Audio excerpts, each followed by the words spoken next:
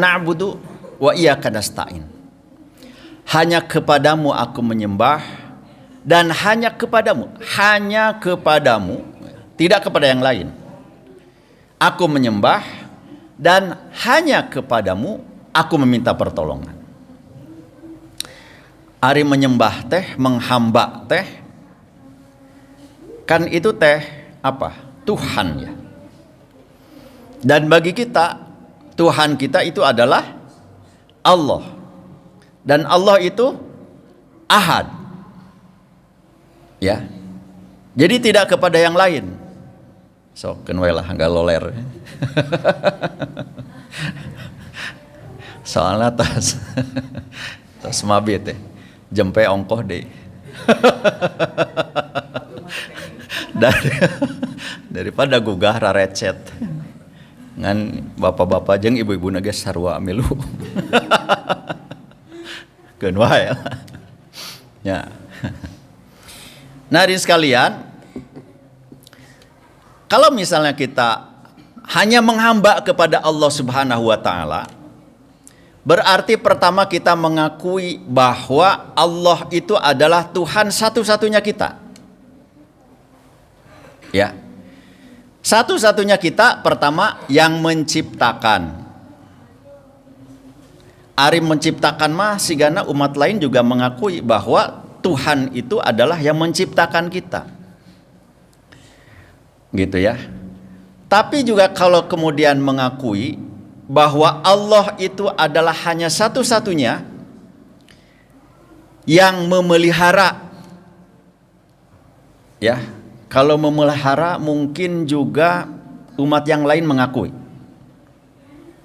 Ya. Duh, imah jadi rada aya perbandingan agamanya. Tapi bab kemudian mengatur,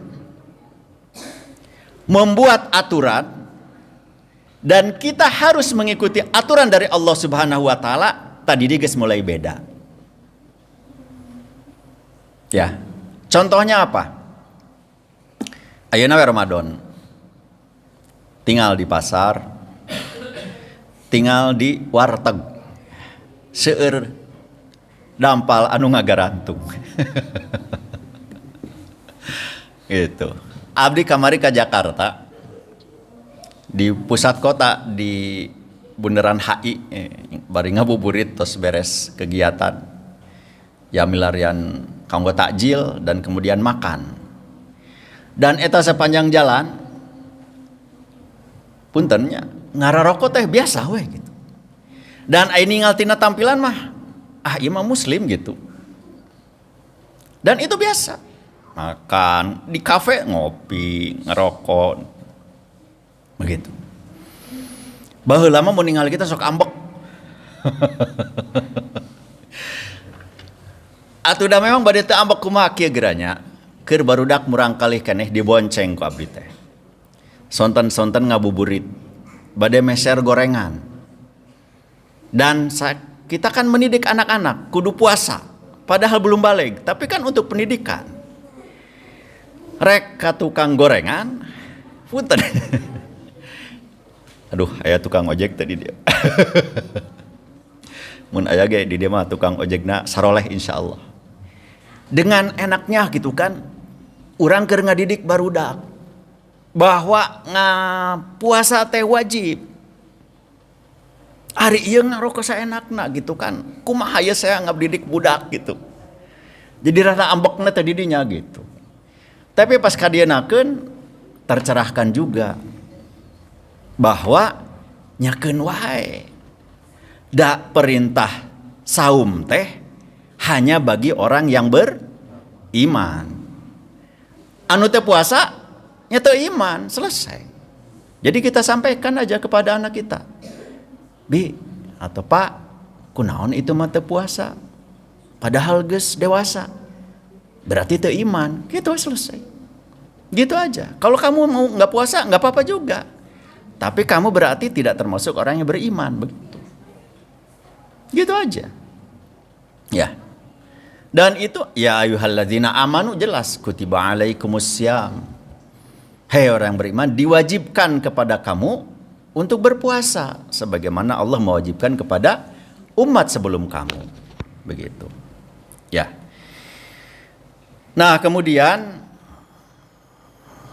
ciri yang lain ya, bahwa kita harus menghamba hanya kepada Allah dan meminta pertolongan hanya kepada Allah. Banyak yang mencari harta, mencari jabatan, mencari kedudukan, sudah tidak lagi membedakan mana yang halal dan mana yang haram. Aya istilahna teh kieu. Neangan duit teh tong boro nu haram, tong boro nu halal. Nu haram ge hese. Siga nu bener. Begitu. Ya, semalam disampaikan. Dan ini terjadi. Dulu saya waktu masih di Damelah ya, di salah satu BUMN. Direktur datang ke bengkel, ngajak ngobrol. Terus ngobrol, can sholat. Sampai itu waktu sholat dilewati. Sampai dilewati ke waktu sholat yang satu lagi. Muntah salam mati asar debikeun ka magrib. Ngobrol nanti jam 4. Ngajak ngobrol. Terus sampai lewat eta magrib. Akhirnya teh sholat asar. Gitu. Nya atuh da kumaha cenah direktur. Nya tong nyalahkeun saya, nyalahkeun we direktur. Har. Ini boleh jadi terjadi seperti ini. Ya. Belum untuk mendapatkan order dengan berdusta lah, dengan cara-cara yang tidak baik lah. Dan ini tentu sebuah pemikiran bahwa dianggapnya dengan harta dan kedudukan itu akan membahagiakan. Dianggapnya. Ya. Padahal betapa banyak bukti yang menunjukkan bahwa harta, jabatan, kedudukan itu tidak akan menjamin seseorang itu bahagia. Banyak contoh. Banyak. Lady Di dengan Pangeran Charles cik kurang naon. Raja, ratu, terkenal, cantik, ya.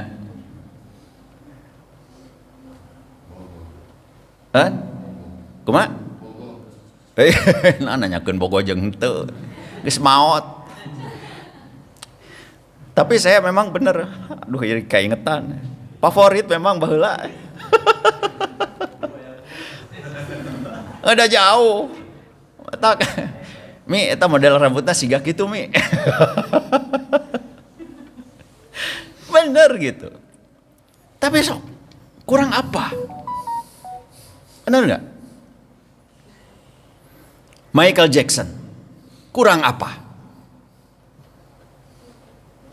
Rumahna siga istana, terkenalnya luar biasa, hartana, tapi matinya oleh obat bius yang disuntikan sendiri. Wah, cenah eta mah jauh jeung lain muslim. Saya ingat dulu ada seorang ibu, dulu aya dina berita.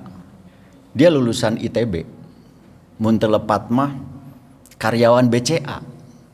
Bumi gaduh, mobil aya, harta teu kirang. Itu kemudian membunuh anaknya 3 atau 4. Itu ditutup oleh bantal. Dibekem, dugikeun ka maotna. Ditanya apa alasannya? Saya khawatir terhadap masa depan anak-anak ini yang kondisinya sekarang luar biasa berat. Itu alasanna teh. Dan ternyata memang jiwanya terganggu. Tapi keadaannya demikian. Begitu. Ya. Nah, oleh karenanya hadirin sekalian, saya sekarang semakin mengerti bahwa ternyata kaya dan hidup itu bukan diukur dari penghasilan. Paham tuh? Kia tuh penjelasanana nya.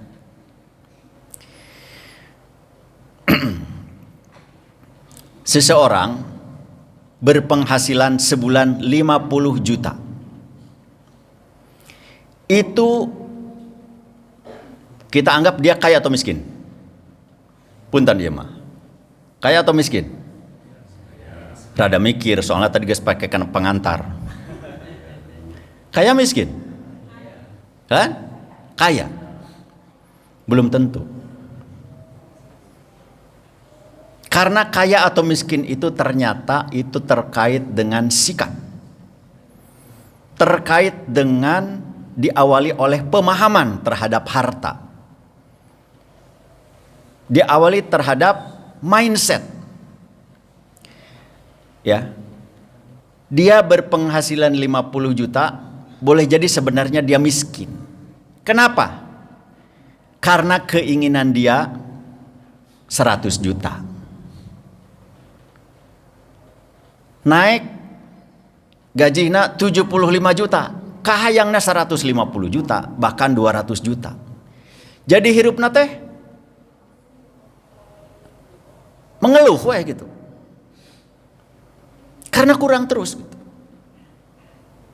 Sebaliknya boleh jadi dia mungkin gajinya cukup dengan UMK, upah minimum kota. Ya. Upah minimum kota teh kota Bandung seberapa enak? 4,7. Bahkan boleh jadi ada yang penghasilan di bawah itu. Misalnya sebulan 3 juta. Tapi dia kaya. Kenapa? Karena standar hidupnya gaji 3 juta cukup jang makan itu 2,5 juta saja. 500 ribu na dipakai nabung. Dan dia cukup dengan itu. Begitu. Dan ini kebuktian. Duka ianya nusana sih. Saya waktu jadi karyawan waktu itu biasa kan gini nya nyicil motor ya, nyicil alat elektronik leres tuh ya, nyicil motor 3 tahun dipotong gaji langsung tiap bulan ya 500 ribu 3 tahun tah geus 3 tahun teh lunasnya. Nu kapikirna mah geus 3 tahun teh, tadina 500 ribu jang nyicil, ayeuna mah geus moal nyicil deui. Bisa disimpan, ditabung kan? Tapi ini ternyata rata-rata ngobrol encan nepikeun ka 3 tahun. Ti 2,5 tahun ge geus dipikirkeun deui bahwa geus lunas teh rek nyicil nu lain. Bahkan rencana ada kenaikan gaji. Rencana aya kenaikan gaji teh lumayan cenah ieu aja. Padahal tadi geus nyicil. Kelebihanna 450 ribu. Bisa jang nabung. Henteu. Kamari nyicil motor, ayeuna aya tambahan. Berarti bisa nyicil mesin cuci. Jadi kurang terus. Asa rada mikir eta asa kaalaman oge kieu cenah. Air rumah mah memang penting begitu ya. Nah oleh karenanya hadirin sekalian, saya semakin memahami sekarang bahwa tadi kaya dan miskin itu bukan tentang penghasilan kita, bukan tentang kedudukan kita, tapi terkait dengan mindset yang itu kemudian beralih kepada sikap hidup kita. Kan aya istilah cenah kieu. Sebetulnya biaya hidup itu murah.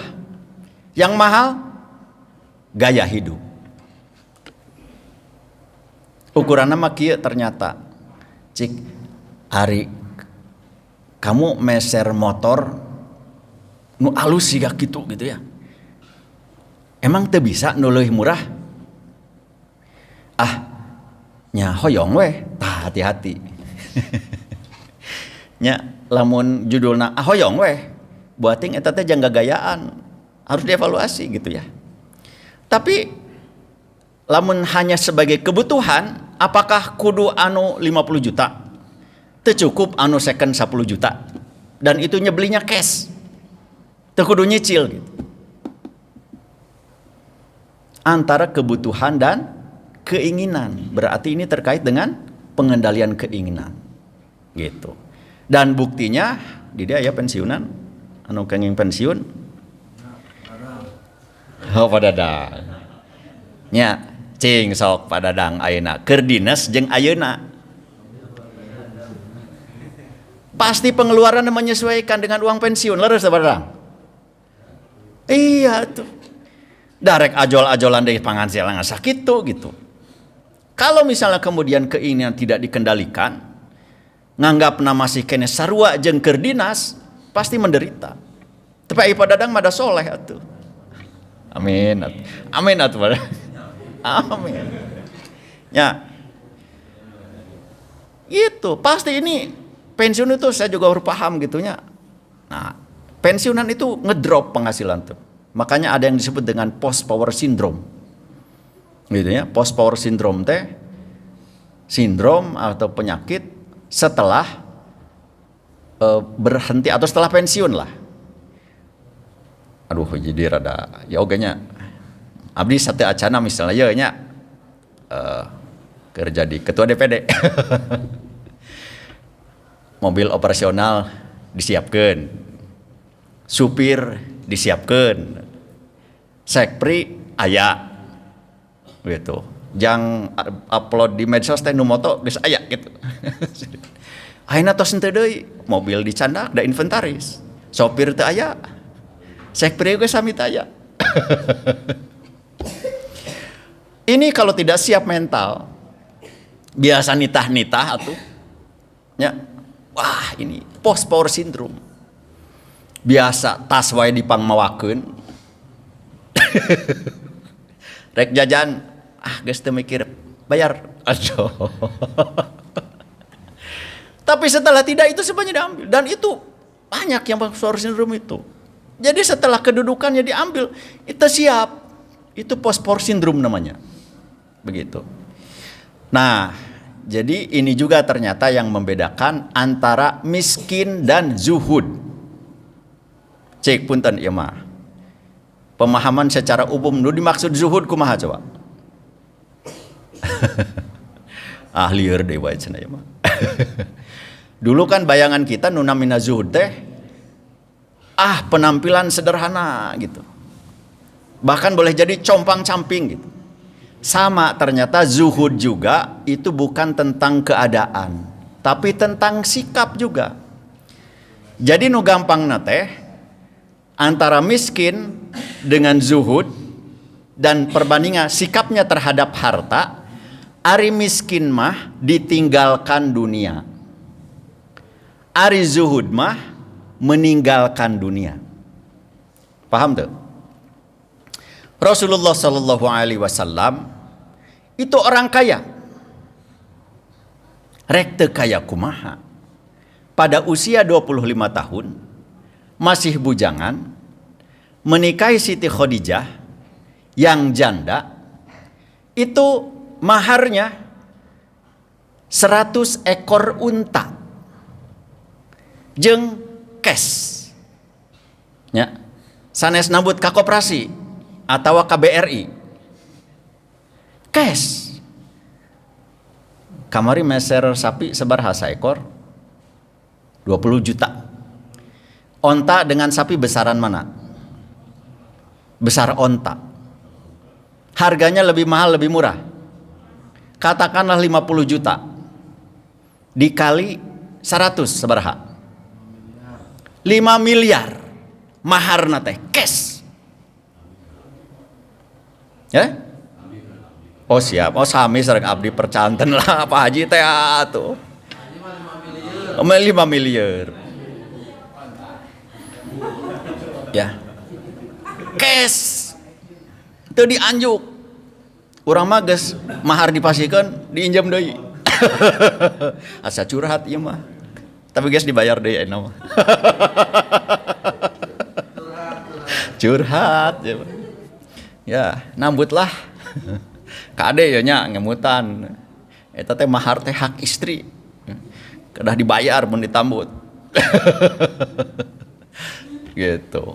Nah, ini cash. Tapi kan kita kenal di akhir hidupnya. Tidur di atas pelepah onta. Pelepah onta. Pelepah korma kan? sampai punggungnya itu tapakan. Ya kan? Tapi Rasulullah itu kaya. Kenapa? Coba baca surat Al-Anfal. Yas'alunaka 'anil anfal, qulil anfal lillahi war rasul. Jadi di dalam Al-Qur'an dan hadis itu disebutkan bahwa setiap perang Rasulullah itu punya hak untuk mendapatkan rampasan perang kalau tidak salah 20%. 20%. Ditidinya ge, wah. Ya, jadi geus teu kudu dagang embe deui.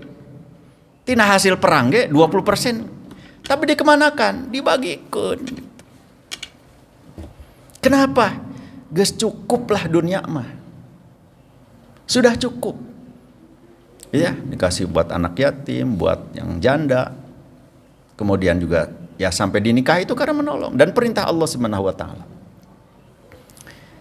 Sudah tidak lagi butuh dunia itu. Sekarang yang dibutuhkan apa? Akhirat.